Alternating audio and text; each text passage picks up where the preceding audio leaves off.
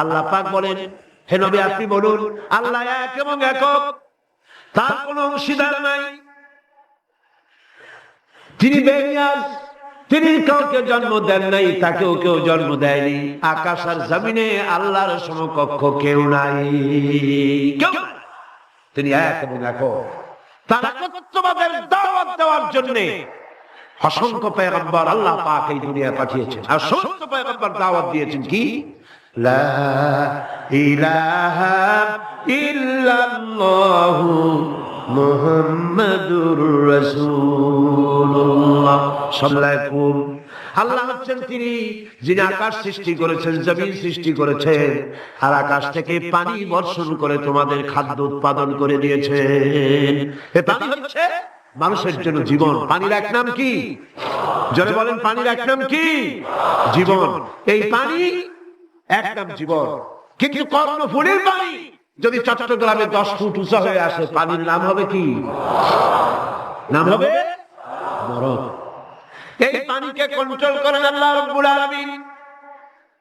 আল্লাহ যদি ইচ্ছে করেন বেশি করে পানি দিয়া পুরা এলাকা ডুবাই দিতে পারেন, আবার ইচ্ছে করলে পানির ভিতরে মানুষ বাঁচাই দিতে পারেন, আগুনের মধ্যে মানুষ বাঁচাইতে পারেন। সমস্ত ক্ষমতা হচ্ছে, কর্তৃত্ব কেবলমাত্র আল্লাহ পাকের। কর্তৃত্ব কার? কর্তৃত্ব কার? আল্লাহ পাকের কর্তৃত্ব। হযরত নূহ আলাইহিস সালামের জামানায় 40 দিনের বন্যা। এই বন্যার পরে জাহাজ যখন নেমে গেল, তখন তিনি মনে মনে ভাবলেন, আমি তো জোড়ায় জোড়ায় করে সমস্ত প্রাণীগুলি আর মানুষগুলি, কিছু কিছু মানুষ যারা ঈমান এনেছিল তাদের জাহাজে উঠায়, কিন্তু একটি বুড়ি আমার উপর ঈমান এনেছিল আর আমি তার ওয়াদা করেছিলাম সাথে করে নিয়ে যাব, আমি তো তার কথা ভুলে গিয়েছি। অনুশোচনা এলো। জাহাজ থেকে নেমে চতুর্দিকে লক্ষ্য করলেন, মানুষ নাই, জনপদ নাই, সব শেষ হয়ে গেছে। পাহাড় পর্বত কাঠ হয়ে পড়েছে, বিল্ডিং গুলি শেষ হয়ে গিয়েছে, কোন জনপদে কোনো প্রাণী নাই, প্রাণী বলতে কিছুই নাই। হঠাৎ দূরে দেখতেন একটা কুড়ে ঘরের মতো দেখা যায়। ভাবলেন এত বড় বন্যার ভিতরে কুড়ে ঘর কেমনে থাকলো? আস্তে করে হেঁটে গেলেন কুড়ে ঘরের কাছে। ভেতরে মানুষ আছে বলে মনে হলো। বাইরের থেকে প্রশ্ন করলেন, ভিতরে কে? জবাব এলো, আমি এই ঘরের মালিক, আমি এক বুড়ি বিধবা এক মহিলা। আপনি কে? তিনি বললেন, আমি হচ্ছি এই জামানার পয়গম্বর হযরত নূহ আলাইহিস সালাম। বুড়ি বলছেন, আমারও ধারণা তাই। আপনি আমাকে ওয়াদা করেছিলেন বন্যা হলে পরে, বন্যার আভাস যখন আপনি পাবেন, আমাকে আপনি সাথে করে জাহাজে উঠায় নিয়ে দিবেন। আমার মনে হয় বন্যা কবে হবে সেই খবর দেওয়ার জন্য আপনি এসেছেন। হযরত নূহ আলাইহিস সালাম সিজদা করে কাঁদতে লাগলেন, বললেন, রব্বুল আলামিন, তোমার কুদরত বোঝার ক্ষমতা আমার নাই। 40 দিন পর্যন্ত পানির ভিতরে মানুষ কেমনে জীবিত রইল?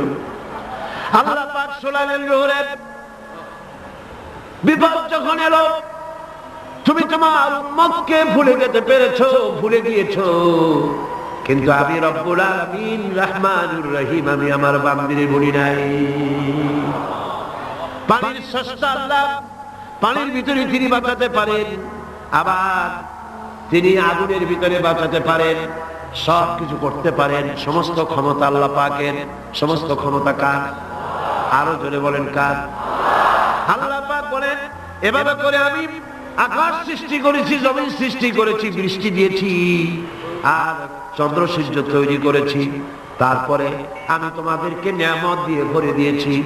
ওয়া ইন তাউদ্দু নি'মাতাল্লাহি লা তুহসুহা। আমার নিয়ামত যদি গণনা করো, গুনে গুনে আমার নিয়ামত শেষ করতে পারবে না। সুবহানাল্লাহ। হাদা খালকুল্লাহি ফাআরুনি মাযা খালাকাল্লাযীনা মিন দুনি। এ হচ্ছে আল্লাহর সৃষ্টি, আর আল্লাহ বাদে অন্যরা কি সৃষ্টি করেছে দেখাও। যদি ক্ষমতা থাকে দেখাও কি সৃষ্টি করেছে অন্যরা। আছে কিছু? আছে কিছু? সমস্ত সৃষ্টির মালিক কে? আরো জোরে বলেন কে? সব কিছুর স্রষ্টা হচ্ছেন আল্লাহ পাক। ওই আকাশের মালিক কে? চিল্লায় বলেন জোরে সোরে, আকাশের মালিক কে? বাতাসের মালিক কে? চন্দ্র সূর্যের মালিক কে? পৃথিবীর মালিক কে? গোটা সৃষ্টি জগতের মালিক কে? সবকিছুর মালিক যিনি, তিনি বলছেন এগুলি সব আমি সৃষ্টি করেছি। ফারুনি মাযা খালাকাল্লাযীনা মিন দুনি, আমি ছাড়া অন্যরা কে কি তৈরি করেছে দেখাও। আল্লাহ রাব্বুল আলামিন এভাবে করে মানুষের জন্য সবকিছু সৃষ্টি করেছেন। তার খাবারের ব্যবস্থা করেছেন, পড়ার ব্যবস্থা করেছেন, গাছপালা তৈরি করেছেন, পানি তৈরি করেছেন, সব ব্যবস্থা করে দিয়েছেন। এমনকি শীতকালে পিঠা খাবে রসের ব্যবস্থাও করে দিয়েছে। চট্টগ্রামের রস আছে না? কি গাছের রস? খেজুর গাছের রস। এই খেজুর গাছের গোড়া খুঁজতে খুঁজতে 5 মাইল নিচেও যদি চলে যান, খেজুর গাছের মাথায় যেমন রস পাওয়া যায়, খেজুর গাছের 5 মাইল নিচে কি ওরকম এক ফোঁটা পানি পাওয়া যাবে? খেজুর গাছের ভিতরেও কি তেমন পাওয়া যাবে? ঠিক জায়গা মতো কাটলে যেমন রস পাওয়া যাবে, অন্য জায়গায় পাওয়া যাবে না। আবার খেজুর গাছের পাশে একটা নিম গাছ আছে, কিয়ামত পর্যন্ত নিম গাছ দিয়া শোষেন। মিষ্টি লাগবে? কি লাগবে? আল্লাহ রাব্বুল আলামিন, আপনি পিঠা খাবেন, খেজুর গাছ দিয়ে রস তৈরি করে দিলেন। পায়েস খাবেন, চাউল তৈরি করে দিলেন, গম দিয়ে দিলেন। গোশ খাবেন, কিমা খাবেন, কি খাবেন, সমস্ত কিছু রব্বুল আলামিন তৈরি করে মানুষের সামনে দিয়ে দিলেন। আর বললেন খাও, পান করো, খাও, আর আমার শুকর আদায় করো। মাঝে মধ্যে পড়ো আলহামদুলিল্লাহি রাব্বিল আলামিন। এই যে ঠান্ডা, গোটা পৃথিবী এখনো ঠান্ডা শুরু হয়নি। এই ঠান্ডা শুরু না হওয়ার কারণ আমরা, এটা কারণ কারা? আমরাই। গ্লোবাল ক্লাইমেটের চেঞ্জ এসেছে, গোটা দুনিয়া আবহাওয়ার পরিবর্তন হয়ে গিয়েছে। শীতের সময় শীত নাই, গরমের সময় গরম নাই। এটা কি খুব ভালো? এটা কি? এটা রোগ ব্যাধি বেশি হওয়ার লক্ষণ। শীত যখন আসে, এত প্রচন্ড শীত, গোটা পৃথিবী যত এসি আছে, সমস্ত শক্তিশালী এসি প্লান্ট একযোগে যদি ছেড়ে দেওয়া হয়, আপনারা শীতকালে শীত দেন, তার সহস্র কোটি কোটি ভাগের 1 ভাগের শীতও কি পৃথিবীর মানুষ তার যন্ত্রপাতি দিয়ে তৈরি করতে পারবে? পারবে। সূর্য দিয়ে প্রতি মুহূর্তে আল্লাহ পাক যে তাপ দেন, গোটা বিশ্বের সমস্ত আগুন একসঙ্গে যদি জ্বালানো হয়, সেই তাপ কি তৈরি করা সম্ভব হবে? হবে। আল্লাহ রাব্বুল আলামিন মানুষের কল্যাণের জন্য মানুষের যা কিছু প্রয়োজন সবকিছু একটা একটা করে এভাবে তৈরি করে মানুষের সামনে সবকিছু দিয়ে দিয়েছেন এবং প্রয়োজন মিটিয়ে দিয়েছেন। যা প্রয়োজন তা তিনি মিটিয়ে দিয়েছেন। আমাদের দেশে, আমার দেশের বাঘ, আমার দেশের হরিণ, আমার দেশের কুকুর, তাদের গায়ে তারা যে ধরনের ইউরোপ আমেরিকার শীত প্রধান দেশের পশুগুলি রকমের না।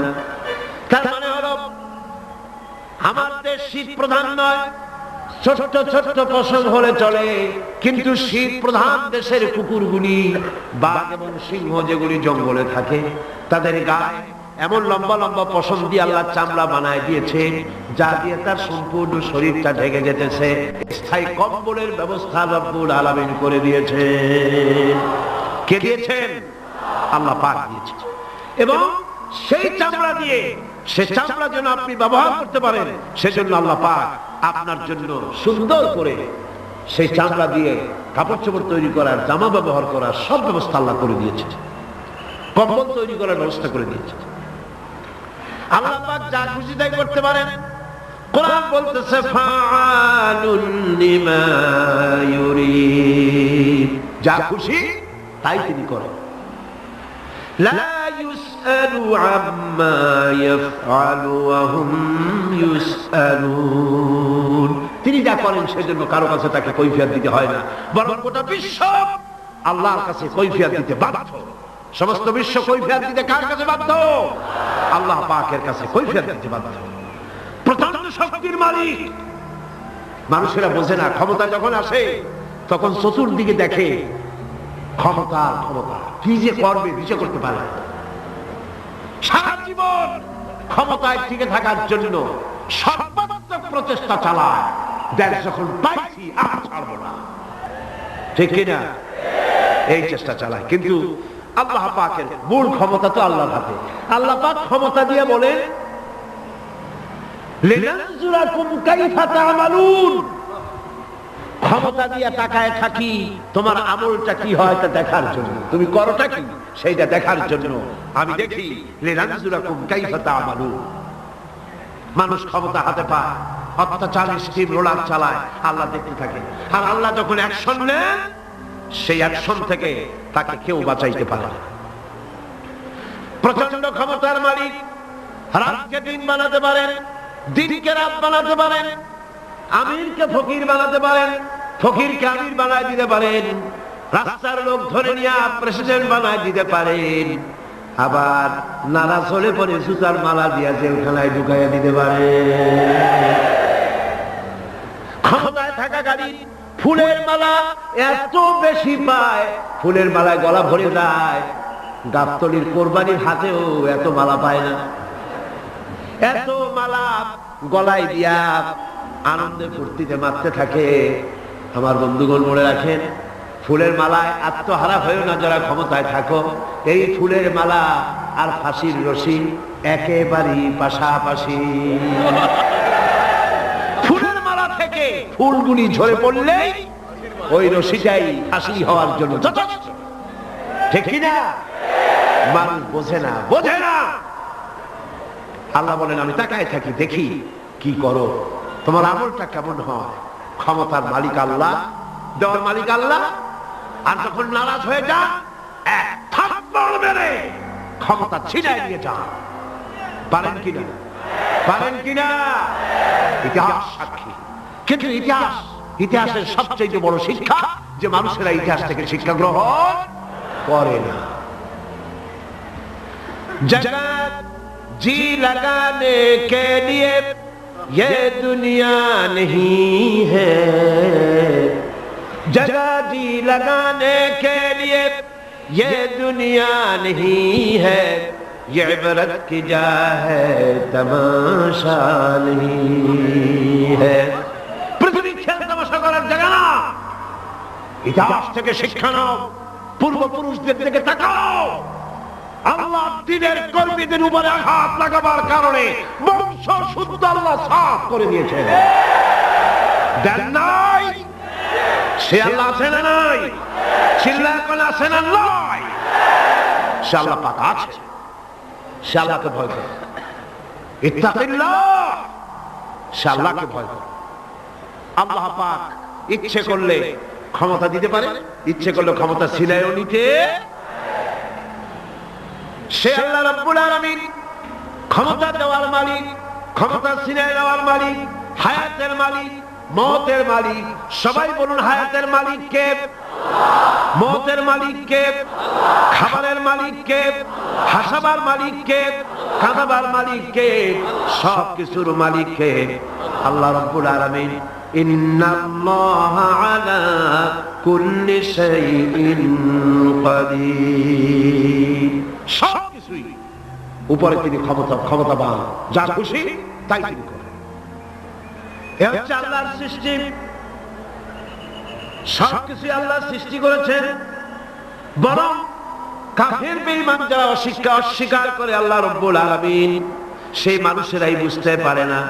বরং মানুষ যা কিছু তৈরি করেছে তা সবই আল্লাহর বানানো জিনিস, তার থেকেই করেছে। কথাটা বুঝে আসে না?